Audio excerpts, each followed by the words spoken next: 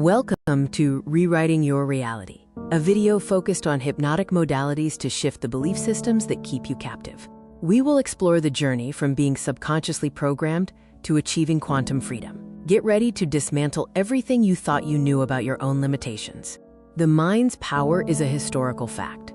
Franz Mesmer introduced animal magnetism in the 1700s. James Braid coined hypnotism, defining it as a focused physiological state. Crucially, before anesthesia, major surgeries were performed using this trance state, proving the mind's ability to override physical pain. My personal journey proves the mind transcends the body. A near-death experience revealed pure awareness. After being paralyzed, I reprogrammed my body through visualization and discipline. The core truth is that identity is the prison and the key. Your mind can reshape reality itself. Unmasking the global hypnotic modality. Secret societies and governments. They understood the power of the trance state long ago and weaponized it to shape societal structures from the shadows. Corporate hypnosis. Advertising and media use sophisticated neuro-linguistic programming, NLP, to obscure reality and shift your belief systems without your consent. The ultimate goal, to control the narrative, consumption, and consciousness of the masses, turning individuals into predictable units of a manufactured paradigm. They are the masters of the hypnotic modality. The first element of global hypnotic modality is authority, manufactured to establish psychological inferiority. Uniforms, robes, and controlled environments trigger unquestioning obedience. When you look up to an authority, your critical factor is lowered, accepting suggestions as absolute truth. The uniform is the first induction. The second element is translogic, a self-contained system logical only within its own framework. This creates a closed loop of reasoning. A doctrine establishes ultimate authority, turning rules into absolute truths. The paradigm acts as a perceptual filter, making external manipulation feel like internal conviction. The third element is overload, creating an intense, rapid-fire experience that bypasses the conscious mind. Techniques include sensory saturation, emotional triggers, and message overload. This forces the subject to feel something profound, anchoring the belief without rational scrutiny. The heart accepts what the head has no time to question. The grand illusion is when you become your own hypnotist. Division keeps us fighting each other, distracting us from the masters of the modality. They use filtered evidence to make you doubt your power. The ultimate control is when you self-hypnotize with their suggestions. I am not enough. This is the self-hypnosis of suffering. The quick release uses the Sedona method to clear emotional debris. Emotional baggage is just something you are holding on to. You can drop it using these 4 questions. Could I let this feeling go? Would I let this feeling go? When? Answer. Now. Repeat until you feel a tangible shift in your state. The reframe shifts meaning and reality. Change the meaning you attach to an event, and you change your emotional response. Content reframing actively searches for the positive intent or hidden benefit. Failure is just data and feedback. A block is a stepping stone. Change the question to change the destination. You are already in a trance. Self-hypnosis is choosing your own program. This is your new operating system. Use a simple countdown to enter a deep state and plant empowering beliefs into your subconscious mind. Consistent practice rewrites your core identity, dissolving suffering and manifesting the quantum you. Are you ready to take your quantum leap? This exclusive transformation package offers the book 30 Days to the Quantum You, custom video masterclasses, and a personal Zoom session for deep work. Stop fighting the illusion and start rewriting your reality today. Greetings and salutations and welcome to Beyond the Mind, where I'm not here to teach you, I'm only here to remind you. Welcome and happy Friday to all. May you have had a wonderful week. Please leave a comment in the live chat section about how your week was. Also, I want to thank Peach. Peach, thank you.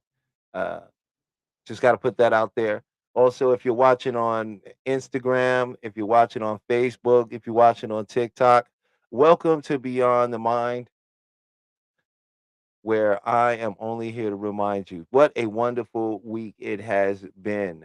A very transformative and expressive week that has brought many great revelations. So, before I get into today's topic, which is the mind body connection. Oh, we got taking photos. Made a comment. Let me see what that said. I like to when I see it, I like to repeat. Oh, I love that. I love the saying, "I am here. I am not here to teach. I am here to remind you." Oh, thank you, thank you. It's a true statement. I am of the school of thought that there is a deep knowing that you already possess, a knowing and a resource that was there before the words that shaped you.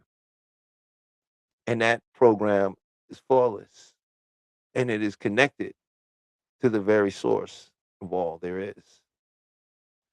So, truly, learning is remembering in many ways because everything is done. And that's just my philosophy about that. But what I'd like to also know, if maybe you could put it in a comment, was how was your week? Was it a good week? Was it a challenging week? Did you overcome some things or did you run into new things? Did you climb some hills and find new ones to climb? How was that week for you? I really, really want to know.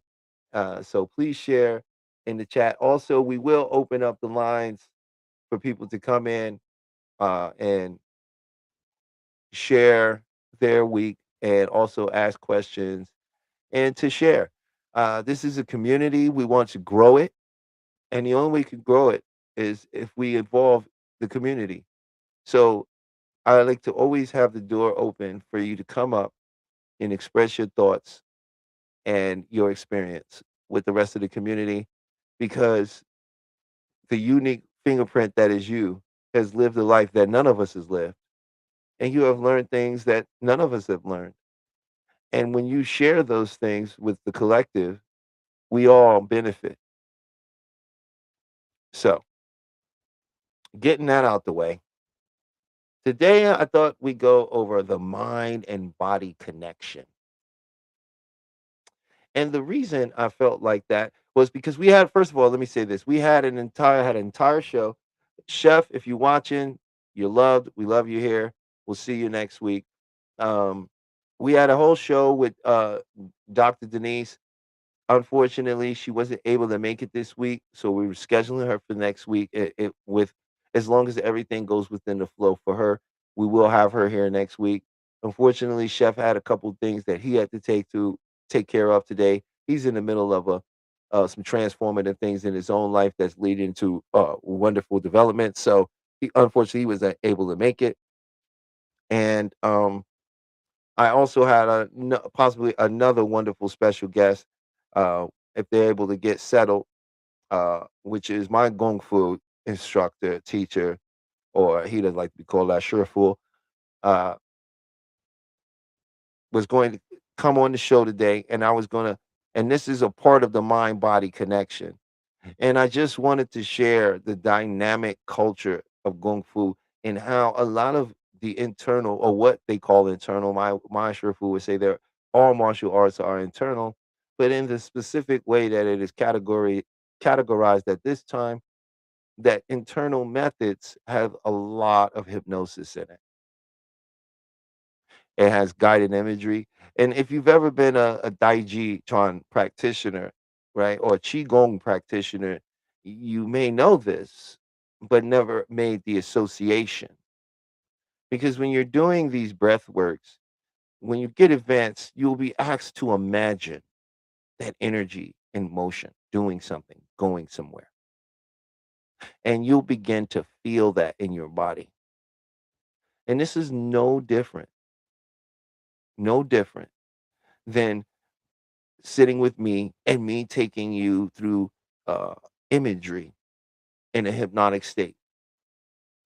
The neurological response is the same because the mind, the internal world, don't know what's real and what's fake. It has no idea.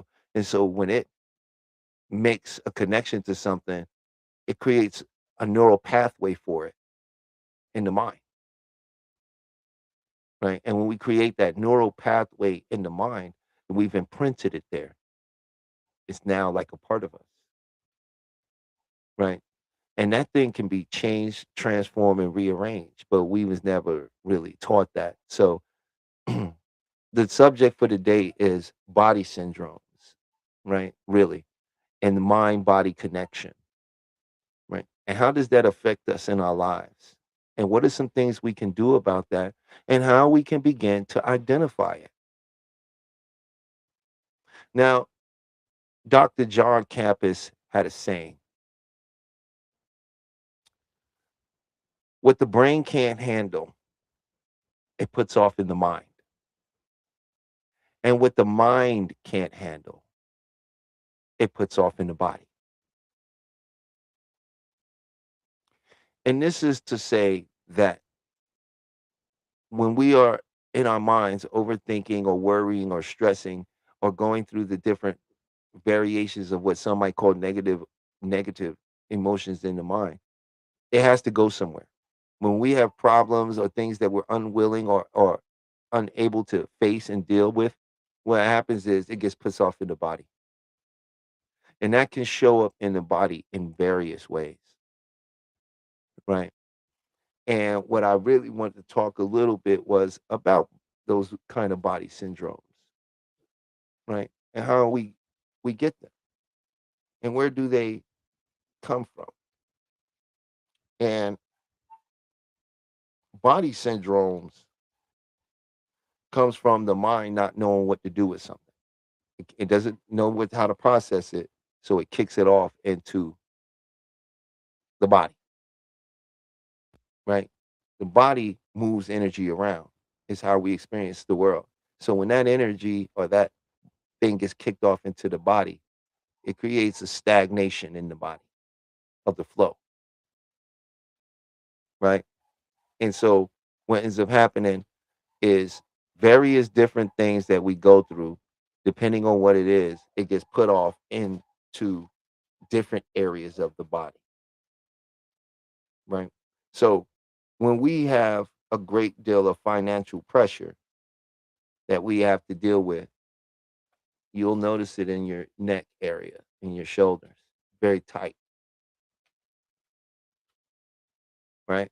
When we have to make the certain decisions and exchange things, and our hands begin to sweat, and we become very nervous with our hands, right? This is because something in our life at some point has slipped through our grasp.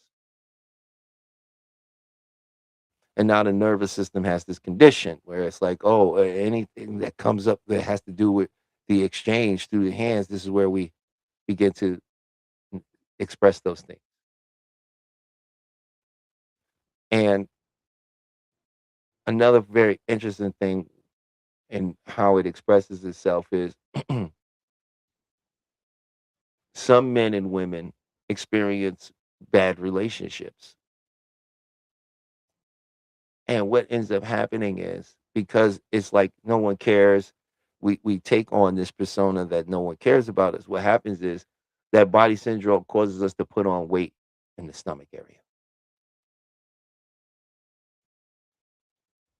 right? And it becomes what some of us might call stubborn weight. I can't lose that weight. I can't shake it because the extra weight becomes a buffer between them and dating. It's a protection, right? Because the body is always looking to keep you safe. That's just in its creation, its job is to process this world through your senses, and the internal part keeps it is to keep you safe. So our minds are still functioning with the older ancient mind when we had to survive. So we still have these feelings that come up, but they don't represent what the situation is actually uh, entailing. So what ends up happening is you might put on this extra weight, and now it becomes the reason why you can't get a date or you're unable to get out there. The weight will keep you in that safety position, right? People who have issues in their knees, this comes from them unable to bend. See, the thing is, the whole body represents itself like a metaphor, like an analogy. It's a direct correlation, right? And the knees do what? They bend and they create balance, right? And without them, we're unable to stand. But it also represents our ability to be flexible. And when we're not flexible,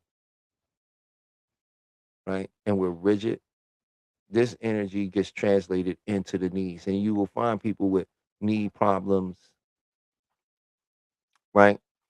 And they'll tell you, "Oh, I've been suffering this for so many years." This comes from a internal conflict within self, right? And this is how it represents itself. When it gets down to the feet, "Oh, my feet are swollen." This has to do with fear of making decisions that cause you to move, making moves in a sense.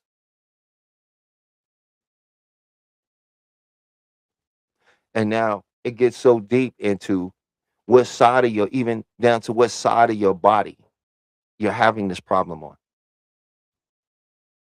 right? And here's the interesting thing, because the wires in our brain, when it goes, it crosses the left side of your body, which is connected to the right side of your brain, is related to your mother, and the right side of the body that's connected to the left side of the brain, right? So, or the left, yeah, the left side of the brain, that's your father. So if you have issues where with the left side of your body, there may be issues you have unresolved with your mother. If it's on the right side of your body, there's issues unresolved with your father. Because when we don't resolve the issue in our minds, it gets put off in our body, right? And it's also represented in our language. We can confuse the body. And how do we do that? We do that through something called organic language.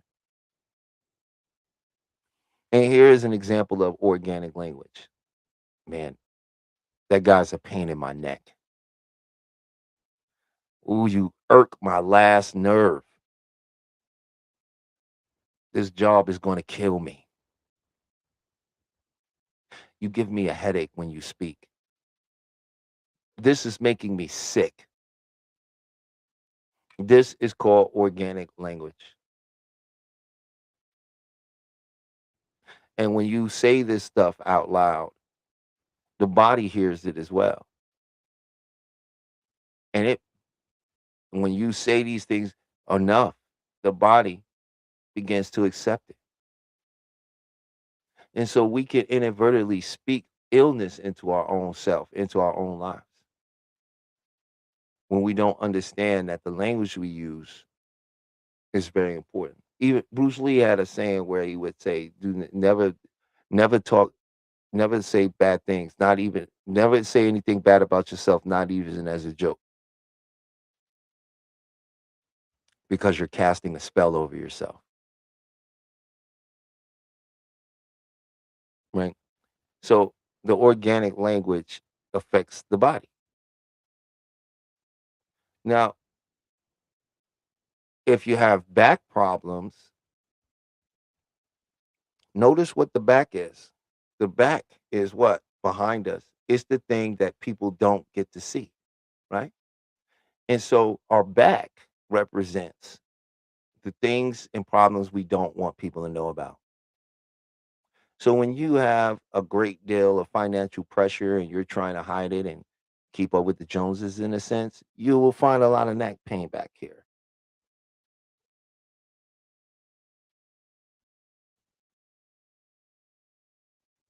right? Because each part of the body is representing something, right?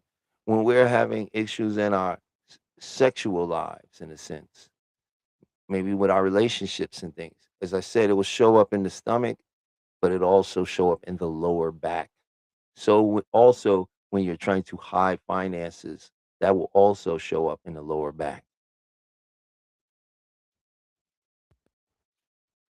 So hope, well, not hope. Hope is for the hopeless. This should be giving you some insight if it's something you've suffered with or you may have witnessed others suffer with, because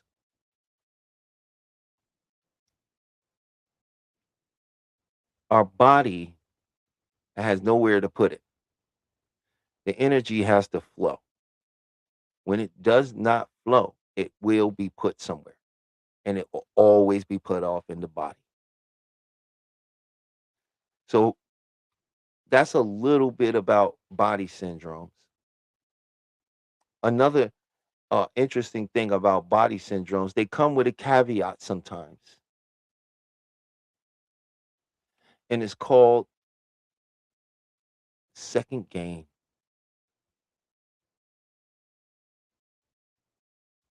Sometimes uh, illness or dysfunction can be a gain for someone. And I'll give you an example. Let's say there's an older person and they raise their kids and their kids move out and they get older and now they don't like living alone, but they're scared to say something because they're getting older. So now they call their kid once a week or more because they've been rushed to the hospital. The child now has to come to the hospital and tend to the parent. And then they end up taking the parent home, setting them up and staying with them a little while, and then they leave. And then a week or so later, same thing. That is an example of second gain. She doesn't mean to do that. It's not her intention to do this, but this is, she was rewarded when it happened. And so the mind got the idea. So some of us are benefiting, right? And this doesn't only go to illness. This can go to secondary gain into relationships, right? It can go into somebody always needing you to drive them somewhere, because when I drive, I get dizzy or my foot hurts or I can't take, right. And now it becomes a thing about getting you to drive them whenever they need it. It is a gain from the problem. And whenever we have a gain from a problem and we continue to do it, it's because we have a secondary gain from it. We're getting something out of it and we're not even aware of it.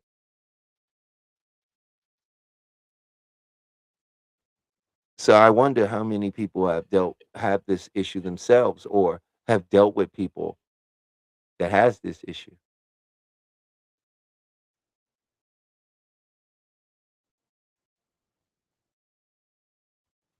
But when I do open the lines, if you like to join in and maybe speak about your experiences, or if you've ever had an experience with a body syndrome or anything, you're more than welcome to come on in, participate, and add to the conversation. Because the reason I'm bringing it up is because I it's something that I find here in America is pretty active, right? When you look at the strategy of the pharmaceutical industry and how they create the commercials and the symbolism in the commercials and the images in the commercials and the suggestions in there, right? It just makes sense to me to maybe talk to people about, hey, I wouldn't, this is not medical advice, number one. If there's something if you feel there's something wrong, you should go to a doctor, right? That should be something you should do. If you've gone to a doctor and they've told you, "Hey, I don't find anything wrong," and you're still feeling these things, or you're having these pains, then this is a good thing to look into because it's very possible that could be the issue, right? A lot of athletes who injure themselves, I didn't understand this myself. I used to uh, sprain all my fingers playing basketball on my left hand. Well, no, excuse me, on my yeah, on my right hand. I would sprain these fingers a lot, like the ball would hit this way, and it was always me. Like, and it was very interesting to me. Like, if it's really that common, why is everybody not getting hurt? Well, that's because they later learning that wow, I had issues with my father. You know, I had some serious issues there, and it was expressing itself through injuries because it wants to be addressed, and that's how it was expressing itself. And I find you have when I tested this theory, I found many people in sports that seem to have been injuring themselves, be left or right legs. When looking into their backgrounds, you found issues with the family, and especially with the parents, you know. And so through research, I'm able to come to that understanding and attending HMI was able to really have even more access to the data to confirm a lot of these things. And it has been confirmed to my mind that this is an issue. And I um, would really love to have some people, come up later and talk about some of this with me because I don't want to go on for 2 hours, one, just rambling about about body syndromes, because I don't really feel like that will solve anything. But if when people come in and we are able to speak, we're able to really nail down some things for the rest of the audience to even get even a greater sense in a more personal way outside of what I'm presenting. So there's that. And I also too want to go over some things you can do, to alleviate some of those issues when it comes to body syndrome. One of the main things people can do is relax. We don't really relax a lot, you know. We don't really know what it means to relax and to stop and to slow down and to breathe deeply and to allow thoughts to just pass like clouds in the sky. We're constantly in multitask kind of, or I don't. Well, one is human beings really can't multitask. We're just masters of switch tasking. We can switch from one task to another. We don't run multiple operations of a thing simultaneously. So, oh, okay. Hey, I see Bronze Tiger. That's the my Gung Fu brother. He's gonna be coming in shortly and adding to the diaspora of the body syndromes, which would be great because that's the other aspect I really wanted to get into as well with the body syndrome is the Gung Fu, the breathing that can be done that you can do that will assist in releasing a lot of that. The thing is that, we've been taught kind of our world in reverse in many ways. We've been sort of taught to go after a thing physically, don't worry about what it feels like mentally, and eventually you'll get where you're going. Right. But I think enough of us have experienced it to say that that may be true to a degree, but that is not the absolute truth, and it isn't always the most best way or most comfortable way to actually achieve and get things done.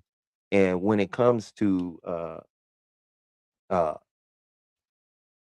the mind and how we hold on to our problems, right?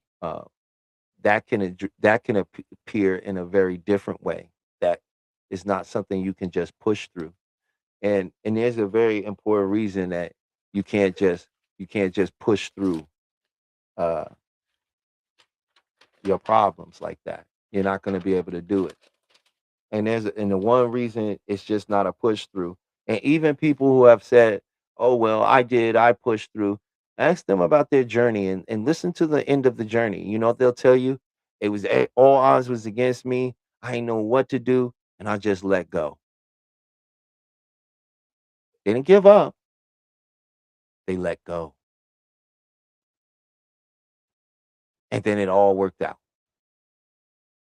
Now, what if they would have just let go from the beginning?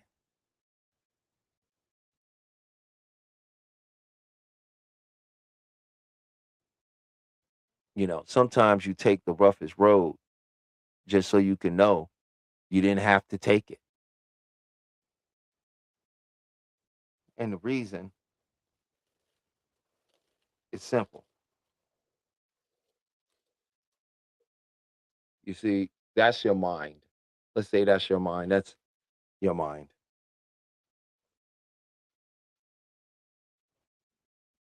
Down in the bottom of this part of your mind, that's called your primitive mind.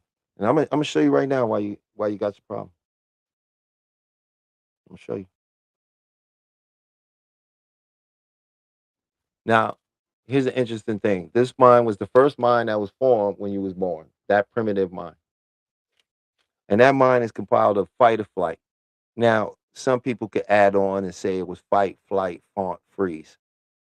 But it basically boils down to fight or flight. And those additional things can be thrown in any of those categories, depending on how you're defining it.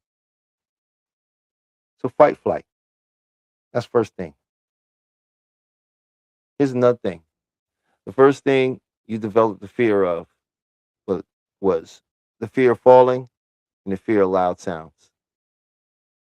Because that's the first thing you experienced when you were born. So that's your oldest fear. It's down here. Okay. Now, what happens is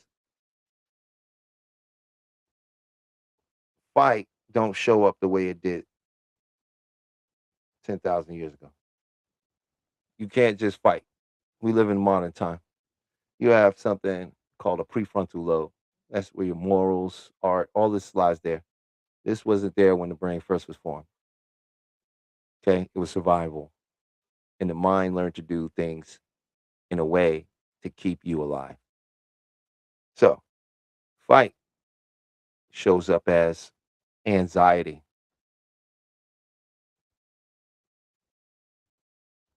That's what fight flight shows up as. Okay. So if you're in the office and you with somebody and somebody say something disrespectful or say something wild, you can't just punch them in the face. You know that, right? So if you may be the type of person that falls on the fight side, and you can't. Now that's building up an anxiety in you, right? So what do? You go out home, you hit a heavy bag, right? I go to a bar and hang out with some friends and vent. Now, flight, that's a different part of the equation, right? Flight means run away, get out of there. But we can't do that today, right? So fight, flight shows up a little differently in the modern age, right? Flight shows up as repression. We will repress our thoughts, our feelings. We don't want to say nothing, right? We won't say nothing, right? And that becomes depression,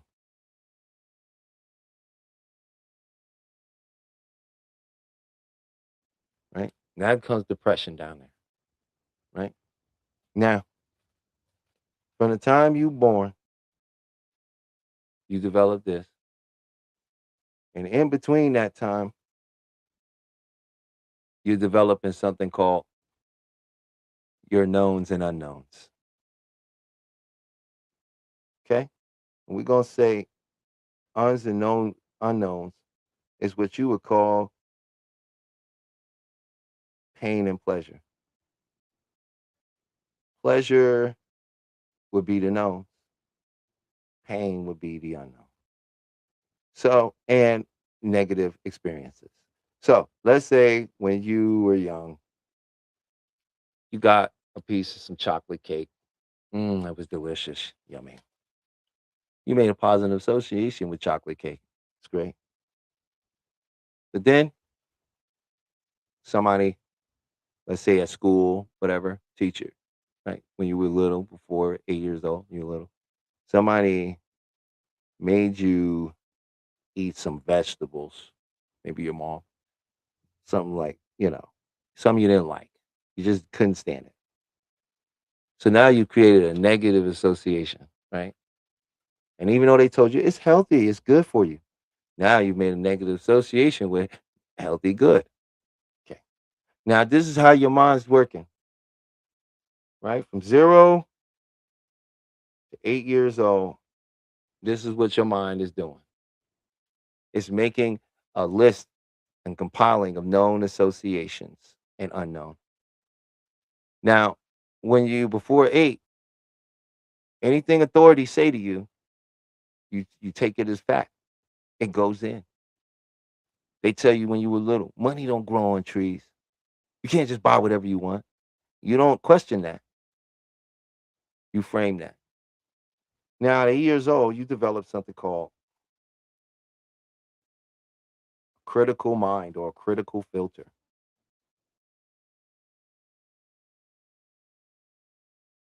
right? Now, when you get this critical filter, it's there to protect everything, all the knowns, right? It's there to protect it, right? Now, how it works is this: it gets broken into two sides. This filter. One side is the conscious part, which we haven't got to yet. We're gonna get to that. You're gonna really love that part. And then the unconscious. Okay. This filter gets divided into two. Okay. Now above that, we have your conscious mind. You're gonna love this. Now, what's the conscious mind? Oh, that's your reasoning, your logic, your desire,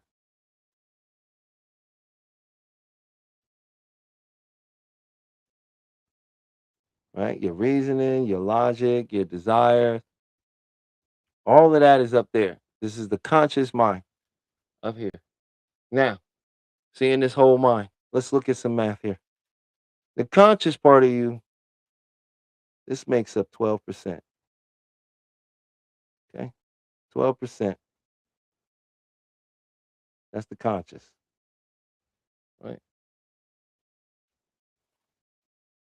88%.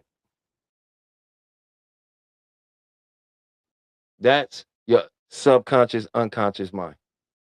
So you trying to change from logic and reason and your will and desire with 12% of the conscious mind against 88% that believes the total opposite. So every time you tell yourself, I'm gonna make this money, I'm gonna be rich, I'm gonna change my diet, I'm gonna change my life, I'm gonna do these different things, it gets pushed down up against this critical filter here. And what happens is it gets checked up against all the known data in this part here. And if this thing right here don't line up with what's in here, this part of you rejects it. Now, let's say you have this ideal, today's gonna be my day, I'm gonna change my life, I'm gonna change, I'm gonna do all these things. What happens is you say this, it goes down in this critical filter part here for a minute, right? Now it's gonna sit there, okay, for about an hour and a half, right? In the conscious filter part, it's gonna sit there like an hour and a half right there. It's just gonna sit there. Now it's gonna go into the subconscious part after an hour and a half. Now it's gonna sit in this bottom part here, just the bottom half of the filter for 16 hours till you go to sleep. By the time you lay down and this gets into the subconscious mind, it has been filtered, distorted, and diluted. It doesn't have the same strength as that 12% now. It's been sitting there. And by the time it goes in here, It don't have any effect on this information over here. These negatives. They don't have no effect on it because they're stronger in suggestion than the one you just let sit all day. So, how you can change that? Now you know where you got your issue at. So let's say you have a problem with, let's say, making money. Somewhere along the line, you got it in your mind from someone that was authority over you that it was difficult to make money. And then somewhere along that, you experienced it. And then that locked it in as a belief. But the mind doesn't know what's real or what's fake. This can be changed. It doesn't know. But if you try to present something to this mind and it's unfamiliar, remember what I said earlier about the known and unknown. We can use another term, right? We can look at it as pain and pleasure. The unknown to the subconscious mind is pain because it's still operating on survival,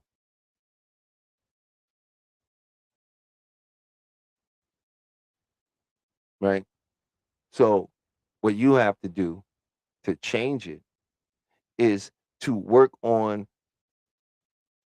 changing the way your mind has framed the event, how your mind has framed things. And you can change it.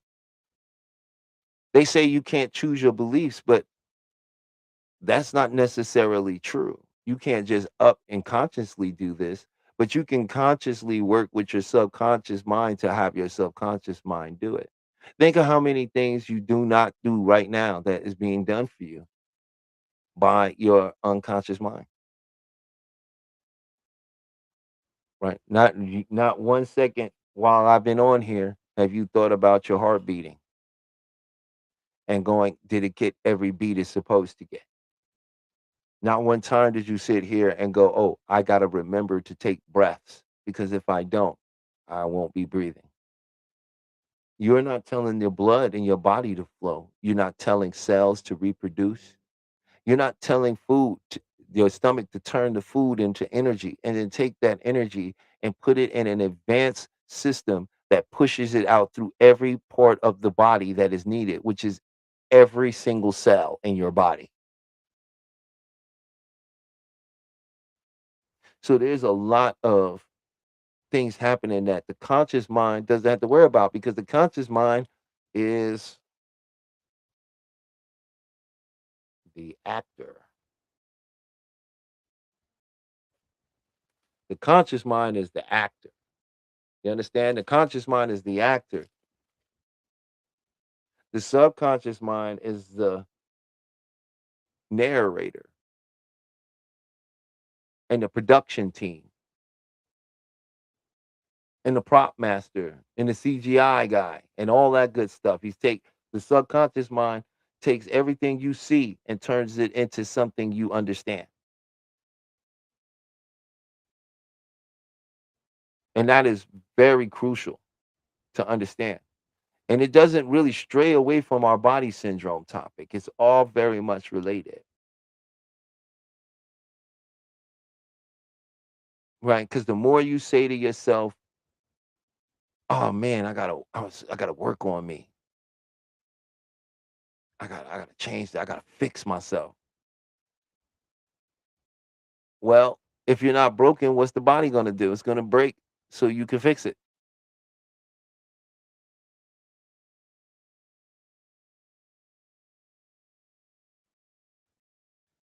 Our language is vital to what we're experiencing. What you have to understand about your language is you don't realize it shapes your reality.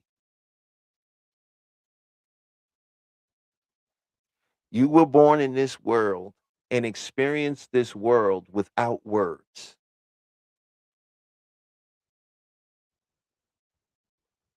Oh, good. Hey, Peach, we got Bronze Tiger in the house. If you ready to bring him in,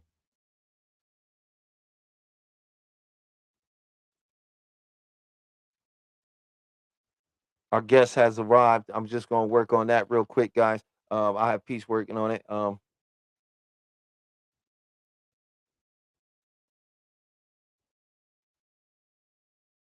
Tell you what, Bronze Tiger, if you watching the show, Peach, could you go ahead and drop the link? I sent him a link, but I don't,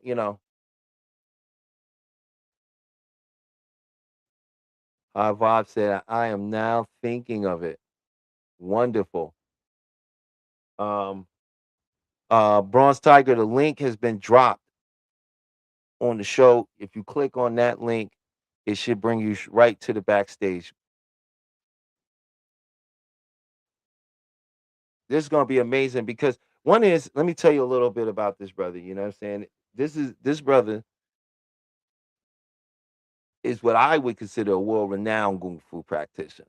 You know, I don't see many of our people going over to China being accepted by the people there in the rural part and saying, "You're gonna be a part of my family system. I want to teach you." You know, he also won a gold medal in Swai Chow, which is Chinese fast wrestling, which is something I didn't even know exists. But it actually, here's the interesting fact about Swai Chow. It was what the Mongolians used. It's why nobody could beat them. And after learning some of it myself and applying it, I can tell you it's devastating. It's powerful.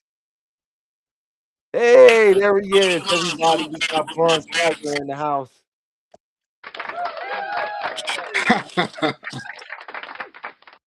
Greetings, greetings, greetings. Getting my settings together, my bearings. Let's see.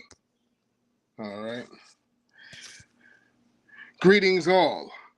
Yes, greetings, brother. It's so good to have you on. I was just telling the people a little bit about you, you Ah, know, indeed.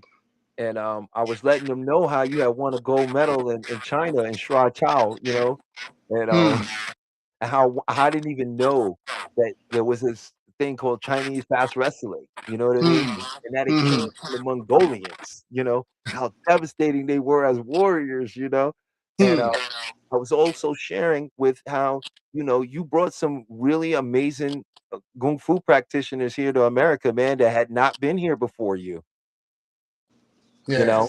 And this is just a really exciting treat for the audience and especially for me, you know, to be able to.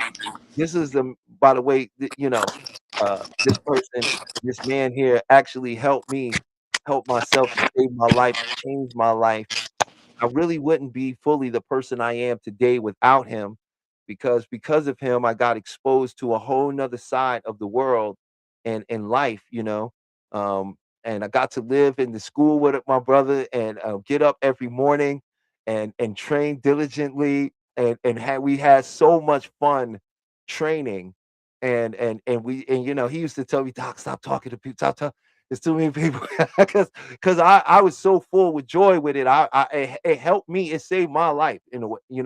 Where I was at. I was messed up. They told me I'll never walk right again. And I refused to accept the diagnosis. I went with the power of the mind, and my brother just showed up at my door. I cannot make this up, and was like, "I'm back. Were you serious?" And on that day, I was like, "Yes. Are you serious?"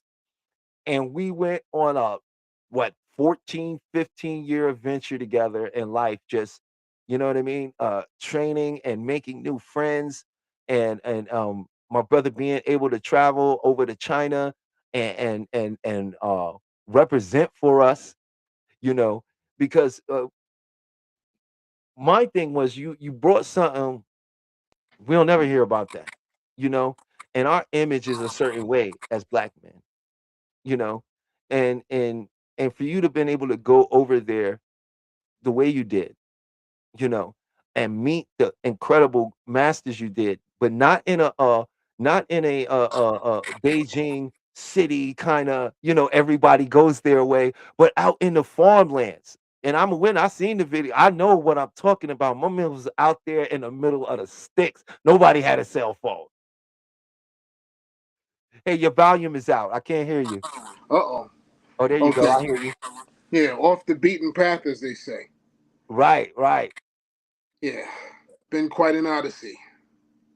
Yeah, so I just wanted you to, and the mind body connection, and we were just talking about, and I had discovered, uh, they always call me the doctor because I'm always dissecting and going in.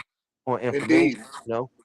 And when I Indeed. found this connection with the hypnosis and the Kung Fu, and I'm like, "Oh my God, I've always been practicing self-hypnosis, never understanding that it was hypnosis," you know? Yes. And so Yes. what I wanted you to start with is just a little about your background, you know what I mean? And how you use Kung Fu to make that mind-body connection for healing for people. Because you are a teacher, you have helped many, you helped me, you helped me to the point where I was able to have the school out here and help people that like, that was messed up really badly, you know? Honor. Am I muted? Okay, we go. Uh, Greetings all. Uh, People know me as Coach Tiger, Tiger the trainer, Coach Sudan, what have you. But hey, I'm just your brother here. Lifelong practitioner of martial and cultivative practices, and it's been quite an odyssey here with me and brother Talib. He was the first person I ran into that ever, well, not ran into, we were friends already for a long time before that from the same circle. But out of everyone, he and I were the only ones that really gelled and really were keen on the self work. And I was in the process, advancing the process of my own self work. And in that time era, I returned home here to New York, and my brother needed me. And I extended to him the opportunities that I had that he would have taken also had they extended to him in the same time frame or whatever, a favorable time frame. So I'm a coach, practitioner, researcher, uh, eternal student, and trained here in the States and in mainland China.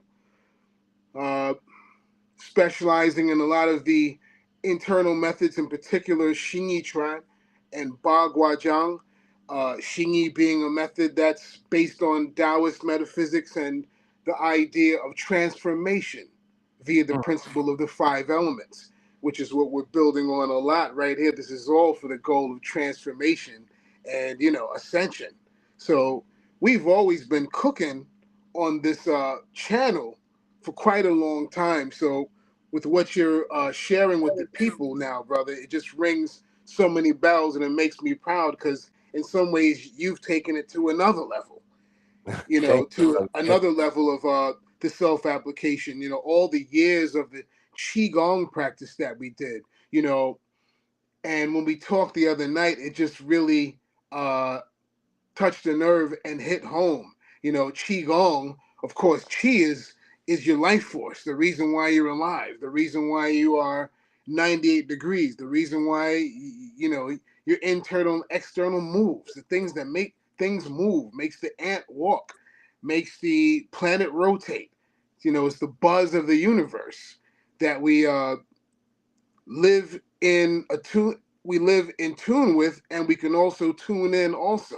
Sometimes we're living uh with the flow of it but unconnected, if that makes any sense. Yeah, The universe is spinning, but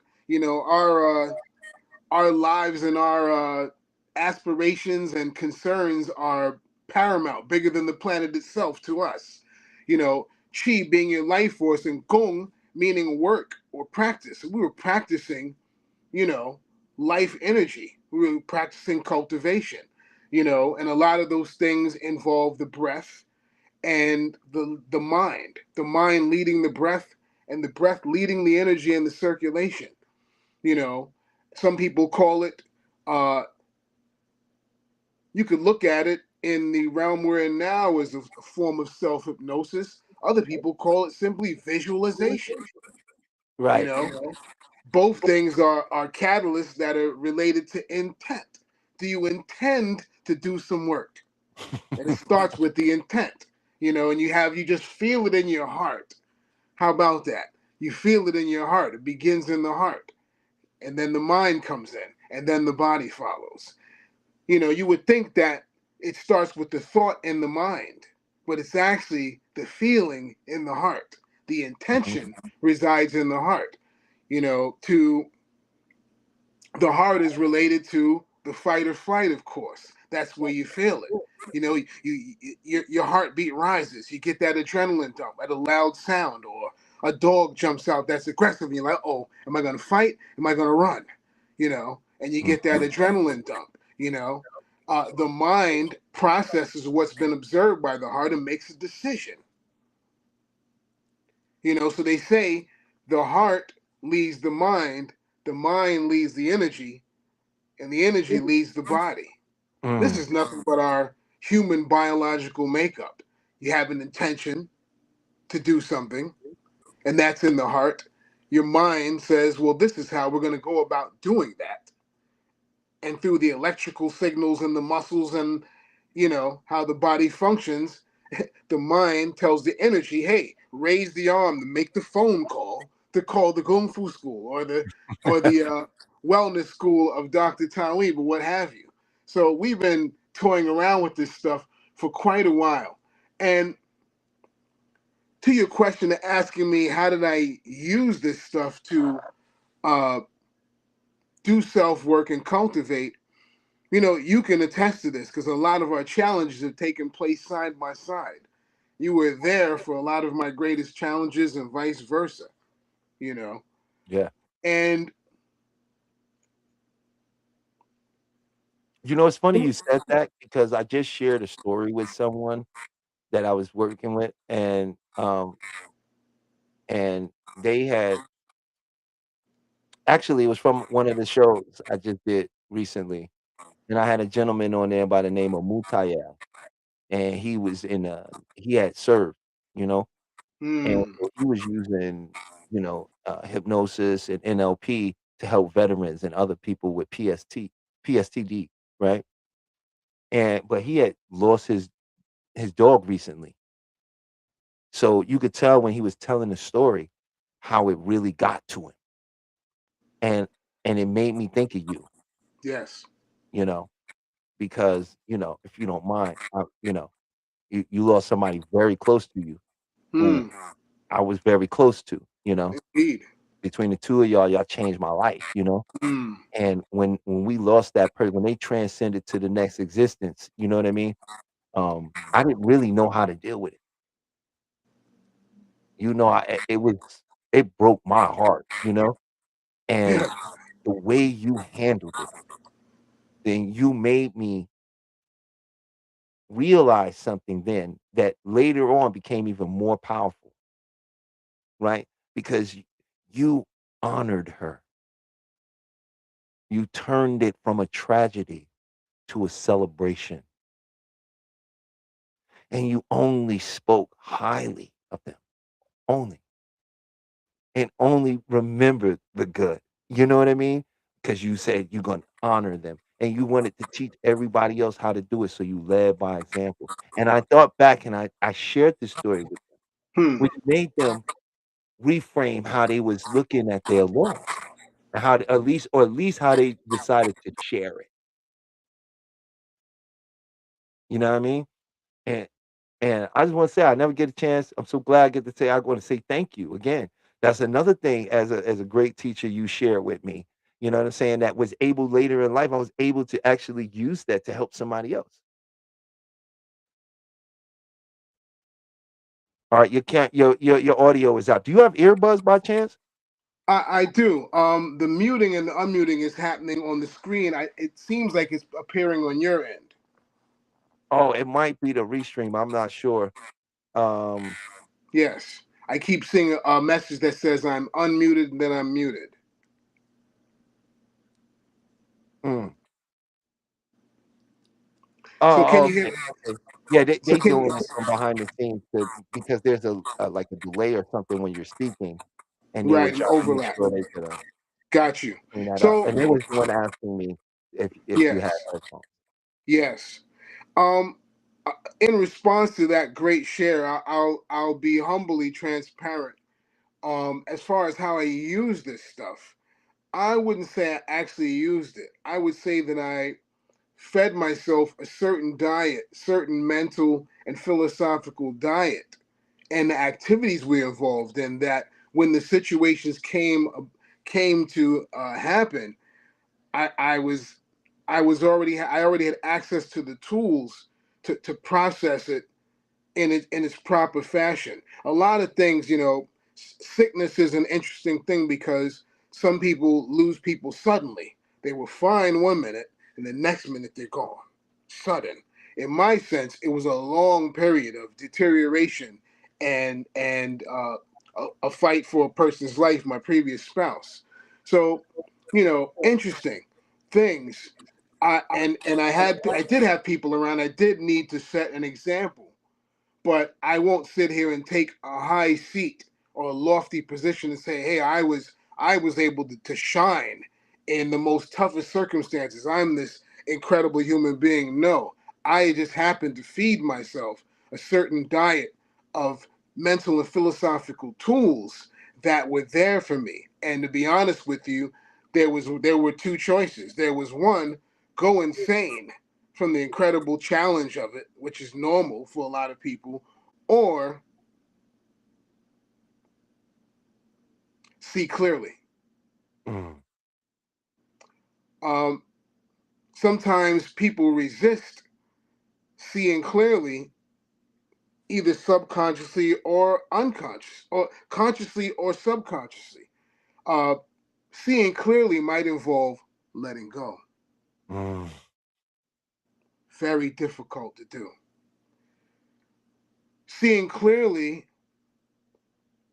in my case, might keep me from lamenting this person to a level I think they should be because it's such a sad situation.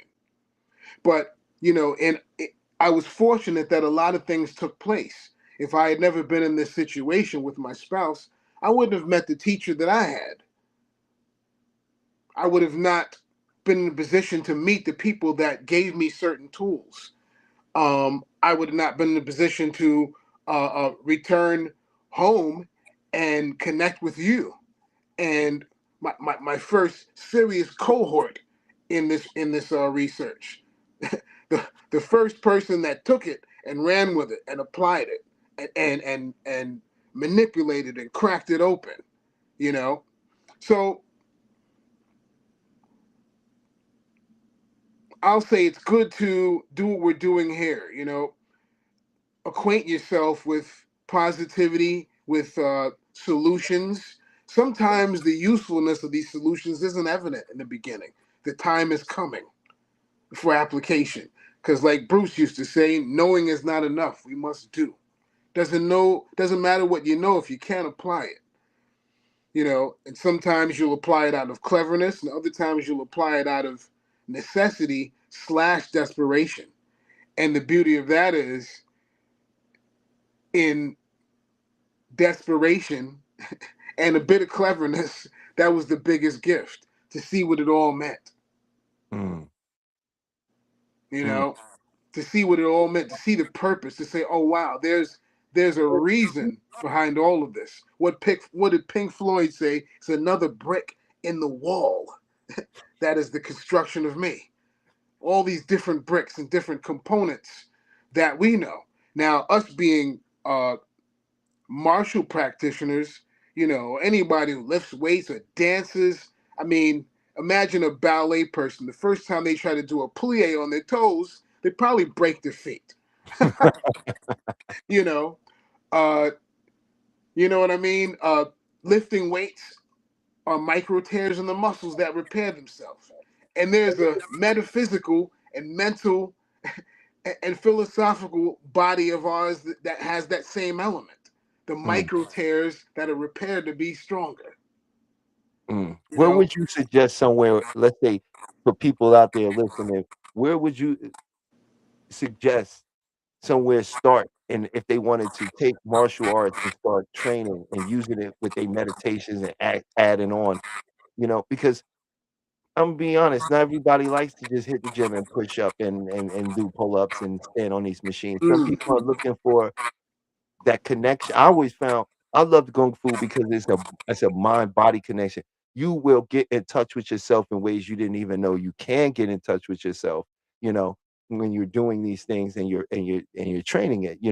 So, I would love for you to share what is a great place for people to start. Why you think they should start there?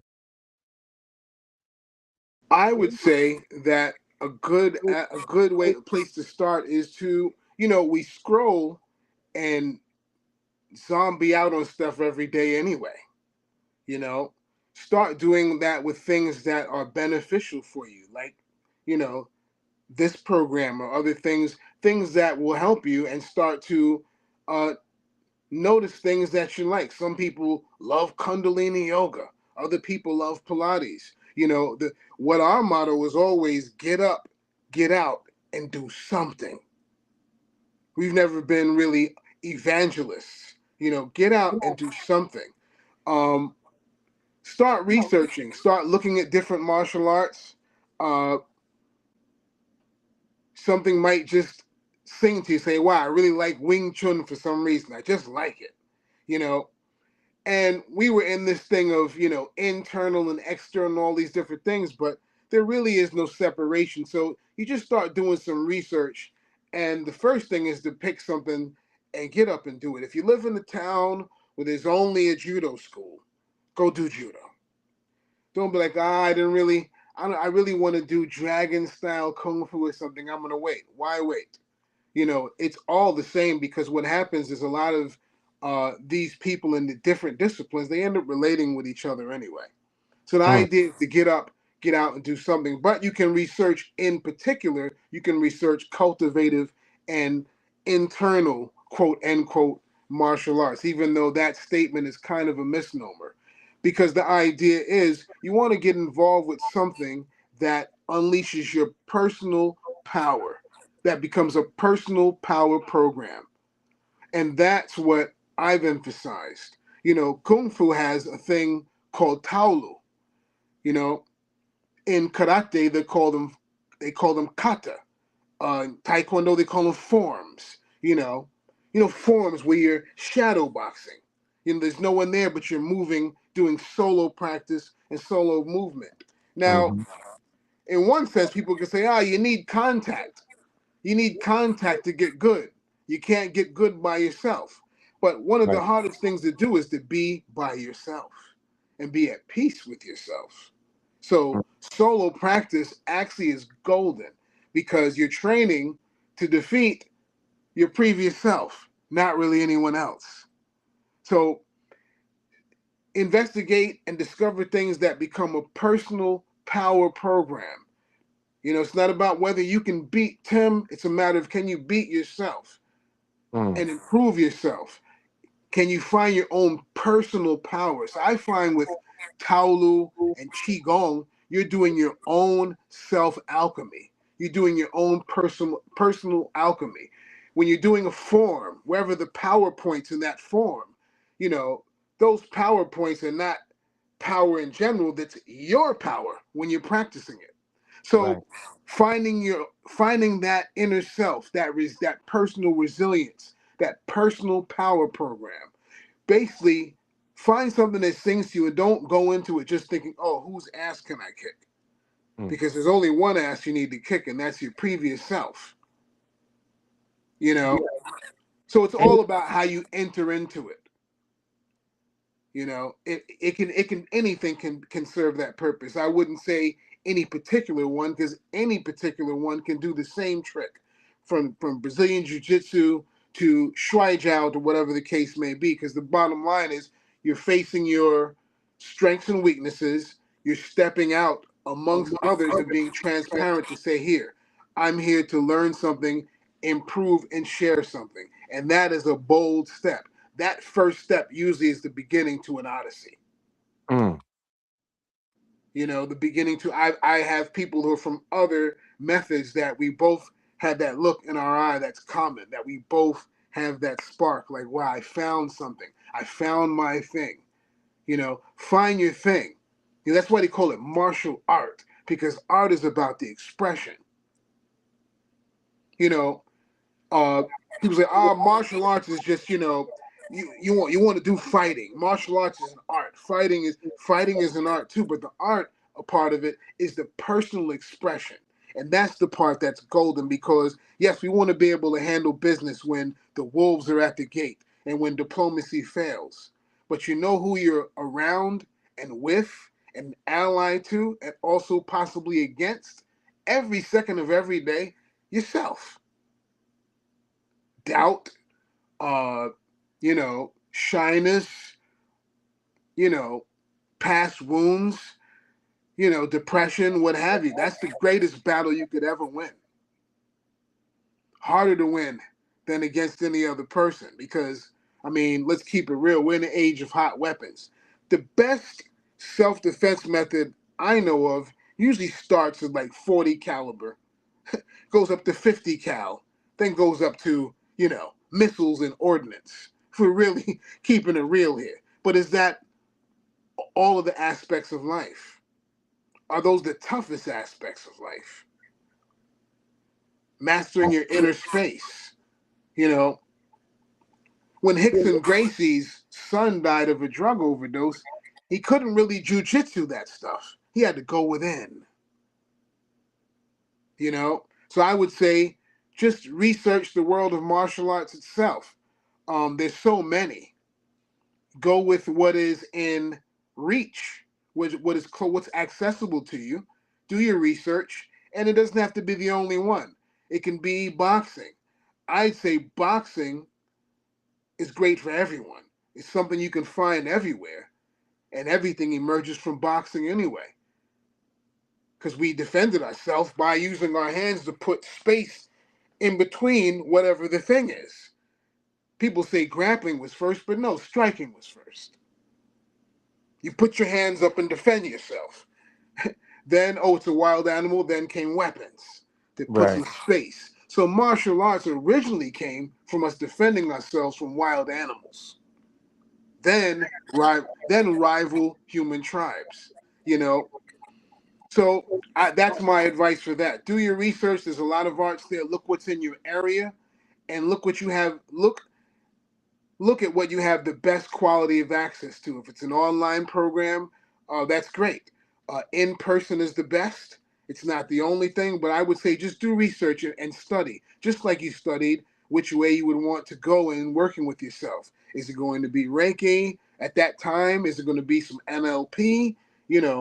What have you. The world is a menu, and like they say, there's many paths to the mountaintop. I'm a fan of every single system there is to man, but I chose to be halfway decent at a couple of them and admire the rest vicariously through my friends. So, but I would say as a person, that's part of standard issue. They don't teach us that. Standard issue. Cooking, you need to know how to cook for yourself and cook healthy.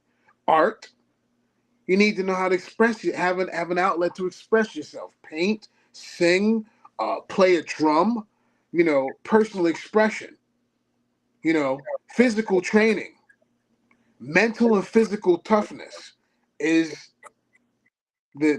the theme song of the human existence. Challenge and pressure grows us. In the Caribbean, they say pressure either bust pipe or make a diamond.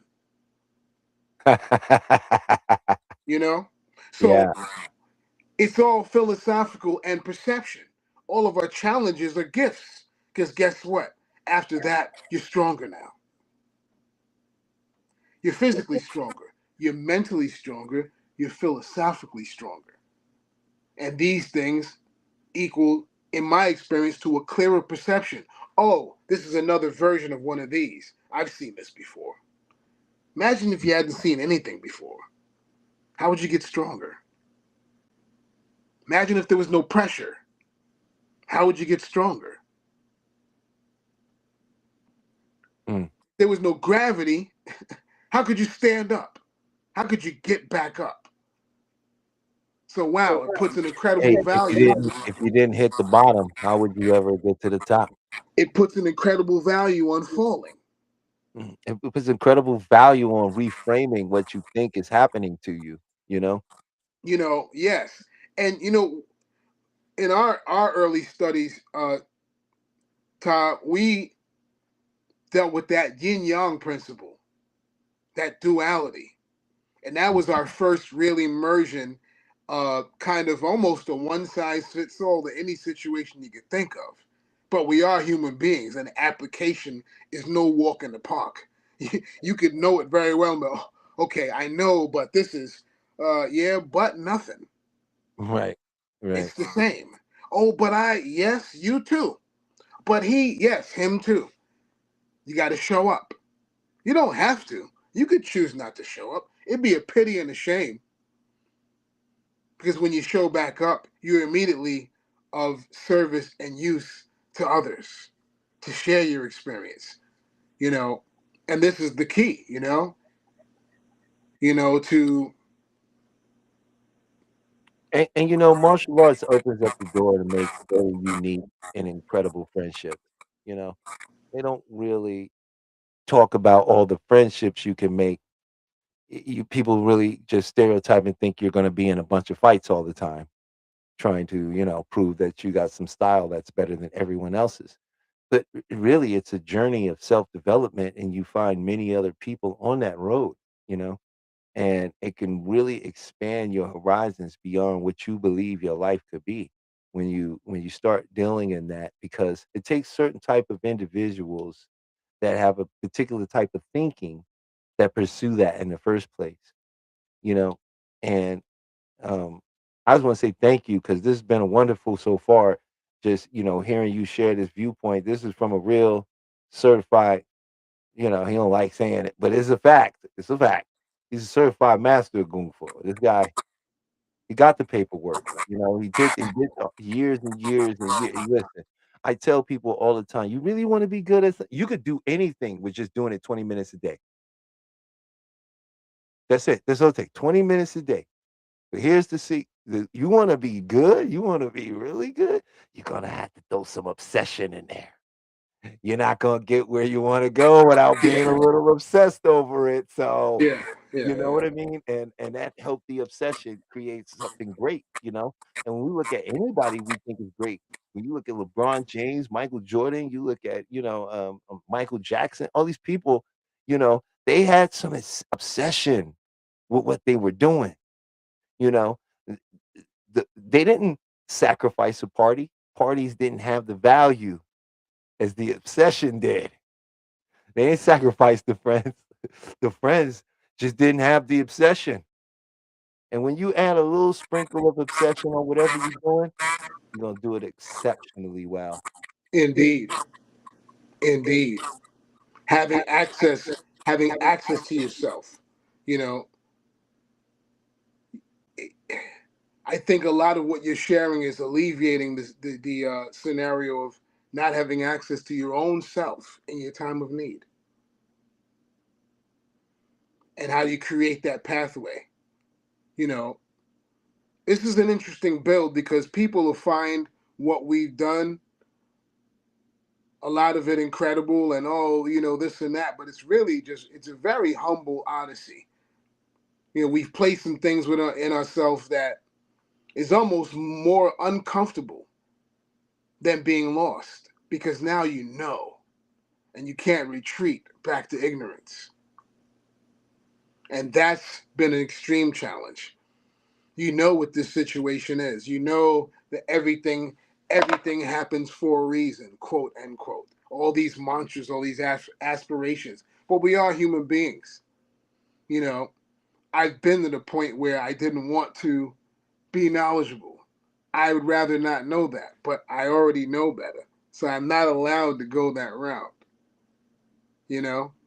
And when I go that route anyway, it's almost like instant madness, because you know, and you just want to join the ranks and feel some pain for a while to feed your ego, because that's all the ego. I didn't want the person to depart now, something we can't control. Never mind the joy of meeting them in the first place and being amongst the alumni of their loved ones, which is eternal. You know, this is a game of perception, not even a game. Well, I mean, it is a game because I guess life is a game. you know, it's like a game of chess. You must think first before you move. You know, and it's really a great ride, man. You know, just finding your thing and cultivating it. That thing that you cultivate is the very meaning of what we say kung fu, or time and practice slash acquired skill. Mm. That includes the guitar, that includes cooking, that includes being a mangaka, drawing, whatever your thing is, a thing to pour yourself into and cultivate. You know, that's the best thing to keep your mind occupied and express from the heart. Sometimes you need to go into the heart. Don't spend too much time in the mind. It's a big place in there, easy to get lost, Mm-hmm. slip on a banana peel, and be thinking some wild stuff without having foundation and anchoring to return to. So I always tell people, you know, don't overthink it.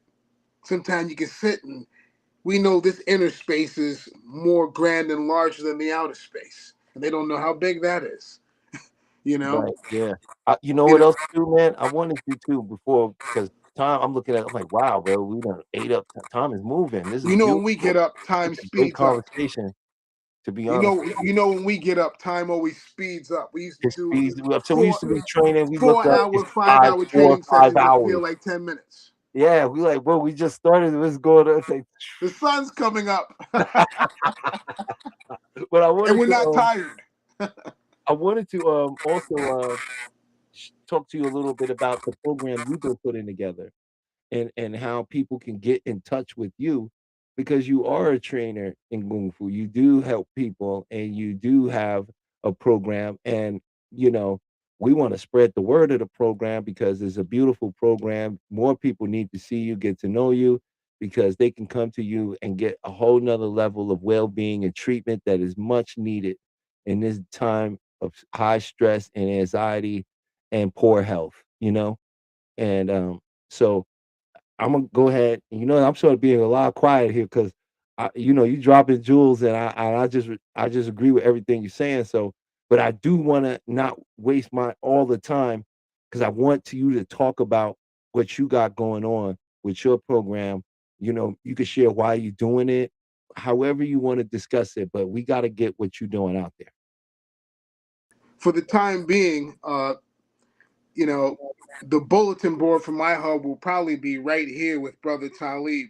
I've discovered app building, so now I'm under construction with an app right now to offer this um, physical and mental martial fitness via Ma Family Tongbe, which is a prominent uh, Islamic school of martial arts in Northwest China. Of course, Chinese wrestling, and of course, my Savage Sanda program to get people throwing their hands and stuff. So stay tuned. I'm under construction at Base 44 over there, and we'll be doing some updates on when that launches, and you'll be all you guys tuning in here and other places, you'll be the first to know.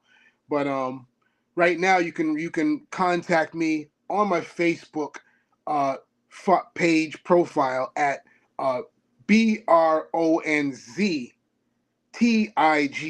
Bronze Tiger, and you can hit me up there, and you can get all the bulletins and updates of what I'm doing. I'll be doing workshops soon, so stay tuned for advertisements and bulletins here with Talib, and when you link with me on my social media. Um, so contact me on my Facebook, and I can guide people into my private group, which is Tongbe USA. And there we work on all kinds of stuff: weapons, swords, energy work, uh, and what have you. Very unique and invigorating approach to uh, self construction. What we're doing is we're bringing the old and the new at a junction point. Modern meets traditional. Traditional meets modern. We're bringing things to a modern application. For example, I mean, the kettlebell was something old that disappeared and came back. So that's what we're doing. We're bridging the gap between modern and traditional because they're complementary elements. You know what I mean? So I think it'll be something very dynamic in the sector of what they call kung fu, which we more accurately call Chinese martial arts. Kung fu is kind of a misnomer, as you know. It doesn't describe any one practice. It's the kung fu is the act of doing something and perfecting it over time. It doesn't tell you whether it's Wing Chun or anything like that. Um, and that's that. Stay tuned. Big things to come, and later will be greater. Just go look up Bronze Tiger on Facebook. You can reach out to him. He'd be very happy to communicate with you and share the knowledge. The both of us for many years have been trying to just be of service to humanity. That's been, and it's so weird that I sit here after knowing this person for like 30 years at this point, and I can sit here and go, wow, for 30 years I've known this person, and their goal has always been to help, to be of service to humanity through the martial arts, but really just through him as a person. I mean, it's not like he knows something that no one else on the planet knows. The reality is, it's lots of practitioners that do what we do, but it's the rapport, it's the care, and it's the real life experience of using this in so many different ways. Like, I can one choose Hundred. each one with just speaking to you because I understand how the split works, and it's a philosophy, and philosophy can be translated to any modality, and you can make techniques and programs out of philosophy. So one of the greatest things about what this brother teaches is it's not about technique, number 1. Number 2, it's not about technique. It's about the philosophy. And my example would be Shaolin Kung Fu. When they do Tiger, it's exaggerated motions, right? Because it's what you see, what you think you see of a tiger. But what we study from Wudang is the principle of a tiger. Imagine a 700-pound creature creeping up on you unheard and then throwing his body at you because he knows he's heavier than you. This is a philosophy. This goes way deeper than one. And it can be applied to various aspects of life. So this is why I feel like this, what is beautiful. And also I want to say thank you, Raphael, the bass. I think he said bass drummer. Thank you. Good evening to you. I saw your message. He was in the middle of talking. I didn't want to interrupt it because he had a train of thought. But I want you to know every message that come up here, I see. Also saw Moya was in the house. Got to say what's up to Big Mo. She in the house. She came in and dropped in, and she dropped some wonderful comments. So I just want to thank everybody for dropping in. Um, and leaving a comment, because this is how we grow the channel. This is how we get the message out there. The more you comment, the more you like, share, and subscribe, the more the algorithm picks it up, and the more we're able to get out here and help more and more people. Because the goal here is to build a community. I'm currently working on a retreat with my brother Seth. I recently has Sudan's going to come and join me in this retreat. In this retreat, we're going to be offering Reiki healing. We're going to be offering group hypnosis and guided imagery healing, and we're going to be offering macrobiotic diet. We're going to be offering a wonderful Kung Fu system that when you leave that retreat, you'll be able to take it home, and before you leave, you're going to feel the magic of it, right? The whole goal of the retreat is for you to have a true experience that is so deeply ingrained in your neurological system that you don't have to worry about going home and losing it, right? And our first retreat is going to be done on the West Coast. It's going to be in a beautiful spot, and everything is going to be taken care of. Everything is all included in the price. The airline, your pickup, food. We've got some coupons for you to go do a couple things if you want. You know what I mean? There'll be plenty of time for you to see Las Vegas if you want to, because our first retreat will be done here. Our second retreat is going to be in Costa Rica. We're Mm. already setting up that now, and Nice. it's going to be beautiful because just to get out there, be near the water, we're going to be giving everyone a special stone that has been charged with your energy from it, right? And that's that stone you're going to take home with you. But this is gonna be so dynamic. Nobody's offering what we're offering.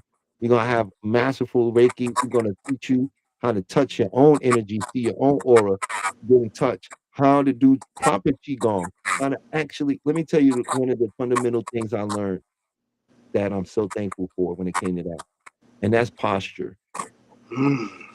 right? Think of the bones in your body and that frame as a conductor. The energy and everything is moving along. And when you have poor posture, you have poor reception, right? 100%. And so when you know how to round the back, hollow the chest, tuck the chin, so slightly raise the tailbone, sit down into the knees, not deeply, get into the gaze. Take the deep breath within to the diaphragm, deep, deep, and relax and do it soft and gentle and do not force. You will have a magical experience because for the first time in your life, you're going to feel what it feels like of the movement of your internal world.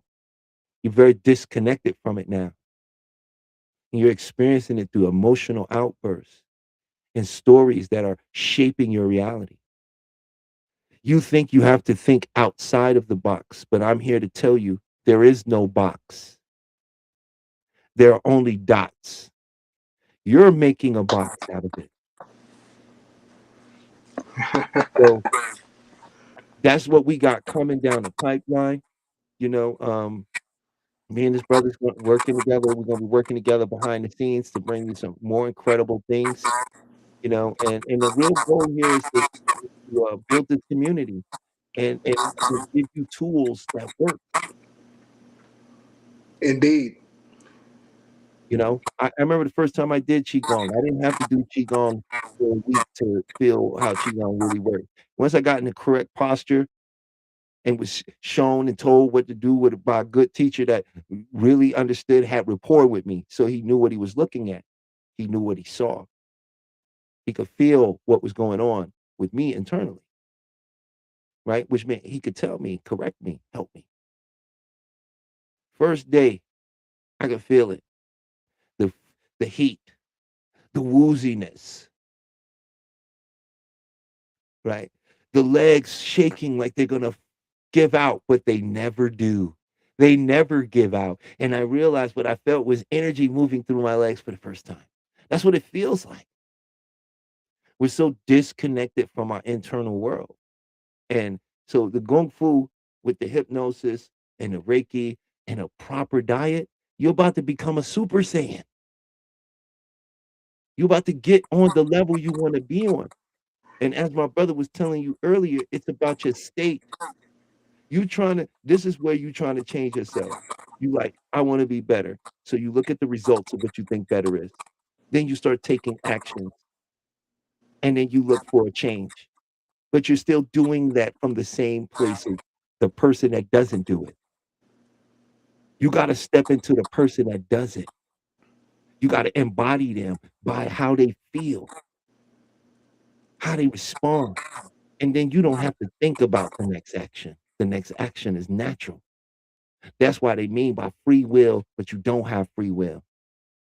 See, once you enter into a state, every choice you make from that point on is based on the state you're in. You didn't have a choice. You're not making choices.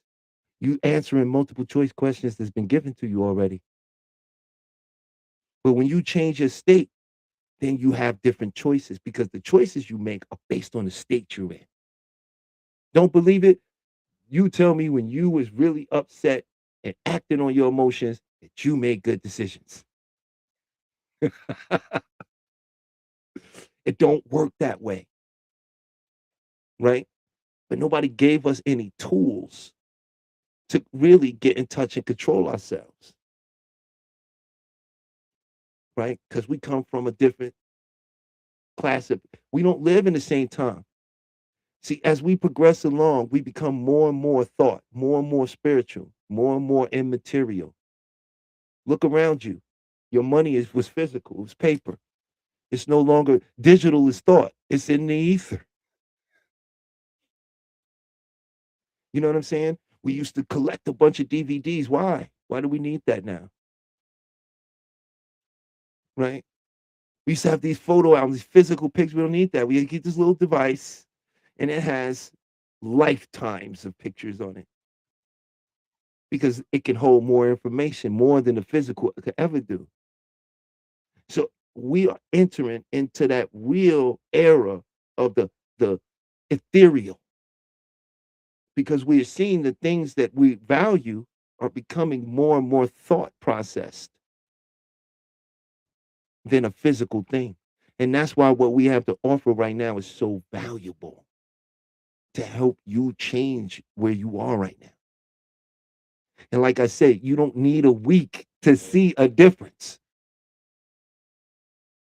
You just need proper instruction to do it right. Just like he said, hey, so you try to do a toe stand as a ballerina and you ain't never did it and you just jump, or you're gonna break your toes. They're gonna break. You didn't have the right teacher, the right cultivation to get you there. But with the right tutelage, what happens? We excel because we're all here to, we're all a finger, you are a fingerprint, you unique. No one could ever bring your life story because no one else could ever live your life. And they could never see your life from your perspective. So we each bring something unique to this planet that we could all benefit from. And that's why I wanted to share this, brother, with y'all. Right? Because I see basic workout guys all the time, right? All the time. And there's benefits to all of that. But some of us need something a little bit more deeper. Something that involves all of us. I'm gonna tell you, you can't do kung fu like just doing push-ups. It don't work. You won't be able to because more of your mind is gonna be involved. That eye-hand coordination, right?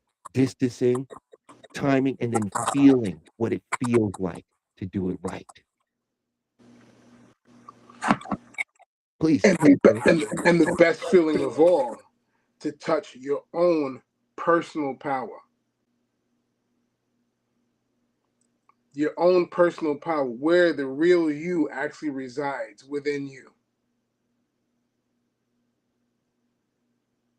That's the ultimate. Not a technique, but a principle.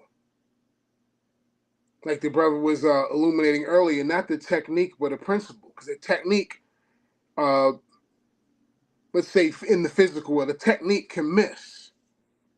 You know, I tell you, hey, block, do this, do that. What if you miss the first block? Now you, oh, I can't do the technique. But the principle can change on the fly. You know, I change position. Which direction? Doesn't matter. Change position. Be flexible. Be malleable. So you learn the universal principles that you can apply to any situation. That's really what it is. You're really teaching yourself. You're really borrowing tools and implementing tools to discover your own personal power because it's very personal. I can't really teach you how to connect to you. I can only share with you the tools, and the implementation and the investigation is all done by yourself. You are your teacher. You absorb education and apply it. You know, that's why we don't adhere to cult leaders. Say anyone that says I am the way. Oh, you are the way, but for you, you are your way, and he is his way. Personal power. See, people don't talk about that a lot. If we just only look at the outside thing in MMA, we think, how can I beat this other person? I'm not strong enough to knock out Talib. I hit him and he just looked at me. You know? But that's the wrong idea. You know? The idea is your personal power. Your personal power commits you that I'm going, whatever the situation is, I will act. I will do something about it. I won't be frozen. You know, in Chinese wrestling or Shuai Jiao, everyone gets thrown eventually, but you don't want to be controlled where you can't do anything. So what, you get thrown by the person. You throw them, you throw each other, whoever has the best score at the end wins.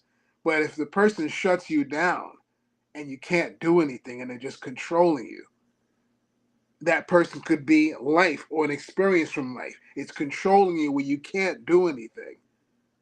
That's when it's time to get in touch with your personal power and be able to act.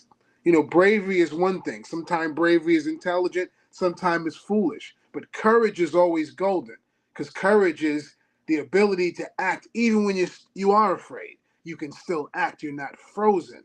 And that's the key. Long as you have that, you will find what you're looking for. You know, we're in the business of becoming finders. You know, seekers just go on seeking. We want to find stuff. That's what we want to do. And I think the brother's doing an exemplary job of that, you know. So, you know, you guys make sure you reach out. You can reach me directly at coachsudan@gmail.com if you're ready to work on your own personal power system, incorporating many elements: martial arts, music, meditation, hypnosis, and what have you. You know, take from all good sources. And that's it. And that's what I've gotten from this brother for several decades now. Likewise, brother. It's been an amazing journey, man. It took us down paths where we had to go our own ways and come back together and be like, "Yo, let me tell you what I saw down that road, bro. You won't believe it." You know what I'm saying? But the road always comes back together, you know, Yes. and that's the most beautiful thing to me. And we coming up on the end of the show, and what I do want to say to everybody out there, the line is open if you want to come up and have a dialogue, a conversation, or give your input to this about body syndromes, about martial arts, about anything we're speaking on, or if you have a topic that you think sort of correlates, please come on in. Feel free. You know, this is his first time on the show, so you know sometimes people do drop in. You know, one time we had a great brother drop in, and we did some hypnosis with him, and it really helped him a great deal. And I got to follow up with him later and find out how wonderful it was an experience for him and how it changed him. So I also offer people coming up, we can work on something. I have many techniques and modalities, and I usually will work with someone and give them uh, a technique or a tool that they can take with them. I will get them to give me a score of how they feel about something.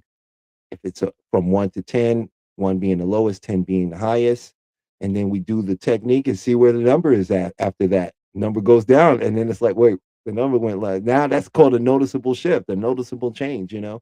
And now they can take that home with them if they to get off the line, and you can, you know, practice it, do it whenever you need it, you know. I just want to always be able to, you know, give these tools out and and fixing yourself should be free, to be honest with you. You know, if you're willing to put the energy in,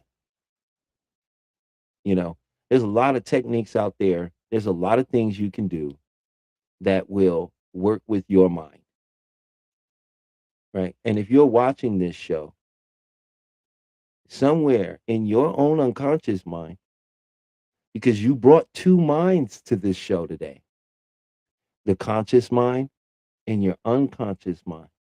Your conscious mind is listening to me, observing and judging what I say. But your unconscious mind, it knows how to learn and it knows what it needs to hear. And you don't need to be aware of that because it is your own internal resources that'll bring you to the knowing that you've always known. And on that note, we're going to end the show. My name is Talib. This has been my very, very special guest, man, Bronze Tiger. He will be back on the show 150%, you know. And we got some more stuff I'm looking at doing and coming on more often and more frequently. But I want to thank you for joining me. You can find me at beyondthemindhypnotherapy.com. You can also find Beyond the Mind Hypnotherapy on TikTok, Instagram, and Facebook, as well as YouTube. So I'm gonna say thank you, and I'll see you next week. But until then, expect a miracle.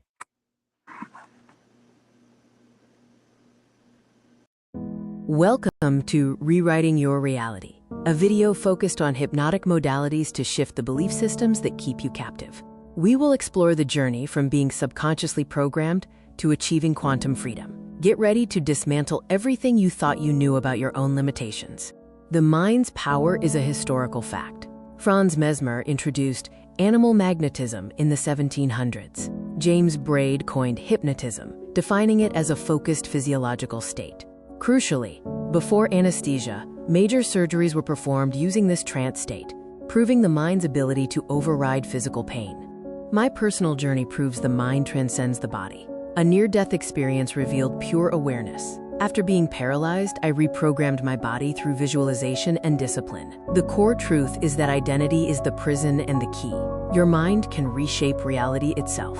Unmasking the global hypnotic modality. Secret societies and governments. They understood the power of the trance state long ago and weaponized it to shape societal structures from the shadows. Corporate hypnosis. Advertising and media use sophisticated neuro-linguistic programming, NLP, to obscure reality and shift your belief systems without your consent. The ultimate goal, to control the narrative, consumption, and consciousness of the masses, turning individuals into predictable units of a manufactured paradigm. They are the masters of the hypnotic modality. The first element of global hypnotic modality is authority, manufactured to establish psychological inferiority. Uniforms, robes, and controlled environments trigger unquestioning obedience. When you look up to an authority, your critical factor is lowered, accepting suggestions as absolute truth. The uniform is the first induction. The second element is translogic, a self-contained system logical only within its own framework. This creates a closed loop of reasoning. A doctrine establishes ultimate authority, turning rules into absolute truths. The paradigm acts as a perceptual filter, making external manipulation feel like internal conviction. The third element is overload, creating an intense, rapid-fire experience that bypasses the conscious mind. Techniques include sensory saturation, emotional triggers, and message overload. This forces the subject to feel something profound, anchoring the belief without rational scrutiny. The heart accepts what the head has no time to question. The grand illusion is when you become your own hypnotist. Division keeps us fighting each other, distracting us from the masters of the modality. They use filtered evidence to make you doubt your power. The ultimate control is when you self-hypnotize with their suggestions. I am not enough. This is the self-hypnosis of suffering. The quick release uses the Sedona method to clear emotional debris. Emotional baggage is just something you are holding on to. You can drop it using these 4 questions. Could I let this feeling go? Would I let this feeling go? When? Answer. Now. Repeat until you feel a tangible shift in your state. The reframe shifts meaning and reality. Change the meaning you attach to an event, and you change your emotional response. Content reframing actively searches for the positive intent or hidden benefit. Failure is just data and feedback. A block is a stepping stone. Change the question to change the destination. You are already in a trance. Self-hypnosis is choosing your own program. This is your new operating system. Use a simple countdown to enter a deep state and plant empowering beliefs into your subconscious mind. Consistent practice rewrites your core identity, dissolving suffering and manifesting the quantum you. Are you ready to take your quantum leap?